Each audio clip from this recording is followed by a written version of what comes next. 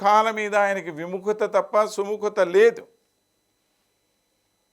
ఏ కుమారుడి ద్వారా అయితే తాను యవ్వనాన్ని పొందాడో అతనికి రాజ్యాన్ని ఇప్పించేసి ఈయన స్వర్గలోకానికి వెళ్ళిపోయాడు. తర్వాత ఆ పిల్లవాడికి స్వర్గలోకాన్ని ప్రాప్తింపచేశాడు ఈయన. కనుక ఒక దుర్మార్గుడైనటువంటి వాడికి స్వర్గం ప్రాప్తించదు. అలాంటి వాడిని మహాభారతం మహాత్ముడు అని చెప్పి ప్రశంసించదు ఏనాడు కూడా. ఇది మనం అక్కడ తెలుసుకోవలసినటువంటి విషయం. మరొక కథ, శంతనుడు అనేటువంటి మహారాజు. ఈయనకు గంగాదేవి వలన ఒక కుమారుడు కలిగాడు. ఆ కుమారుడి పేరు దేవదత్తుడు. అయితే ఒకరోజు ఈయన ఈ శాంతనుడు గంగానది దాటుతూ ఉంటే ఒక అమ్మాయి, సత్యవతి అనేటువంటి ఒక అమ్మాయి పడవ నడుపుతోంది, మత్స్యకారిణి అమ్మాయి. ఆ అమ్మాయి సౌందర్యాన్ని చూసి మోసపడ్డాడు ఈ రాజుగారు. వివాహం చేసుకోవాలన్నాడు. అంటే అప్పుడు ఈ సత్యవతి తండ్రి ఒక షరతు పెడతాడు. ఏమని? ఏమయ్యా, నా కూతురుని గనక వివాహం చేసుకోవాలి అంటే నా కూతురుకు పుట్టేటువంటి పిల్లవాడు తర్వాత రాజు అవ్వాలి. ఓకే అన్నాడు ఈయన.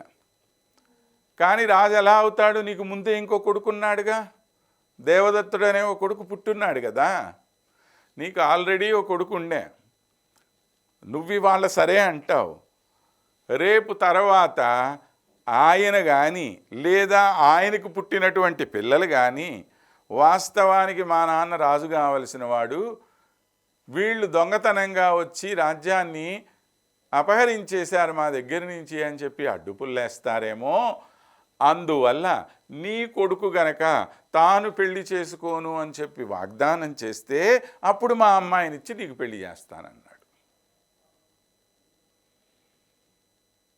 ఈయనకేమో ఆమె మీద మోజు.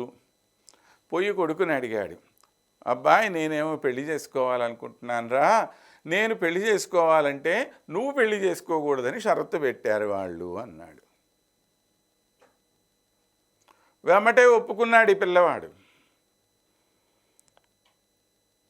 తరువాత ఎప్పుడైతే ఒప్పుకున్నాడో అతనికి తన కోరిక తీర్చినందుకు అతనికి స్వచ్ఛంద మరణం అనేటువంటి ఒక వరాన్ని అనుగ్రహించాడు ఈ శాంతనుడు. ఆ తరువాత కాలంలో ఆ పిల్లవాడే భీష్మ పితామహుడై మహాభారత యుద్ధానికి ఒక మూల సారథి అయి మానవాళినంతటిని ఉద్ధరించడానికి విష్ణు సహస్రనామం అనేటువంటి అద్భుతమైన స్తోత్రాన్ని అందించినటువంటి పరమ భక్తాగ్రగణ్యుడయ్యాడు. ఇప్పుడు శంతనుడు చేసినటువంటి పనులన్నీ మనకు ఎలా అనిపిస్తాయి? చాలా నీచంగా అనిపిస్తాయి. కానీ శంతనుడు గనక నిజంగా అలాంటి ఒక దుర్మార్గుడైతే ఒకడికి స్వచ్ఛంద మరణం అనుగ్రహించగలిగినటువంటి మహాతపోశక్తి ఆయన దగ్గర ఉండేదా? ఇవి ప్రశ్నలు. ఇలాంటి ప్రశ్నలు మనం వేసుకుంటున్నప్పుడు వాళ్ళల్లో ఉండేటువంటి గొప్పదనం, సాధారణమైనటువంటి జీవితంలో మనం అనుకుంటున్నటువంటి మాటల్లో ఉండేటువంటి తక్కువతనం రెండు మనకి తెలుస్తాయి.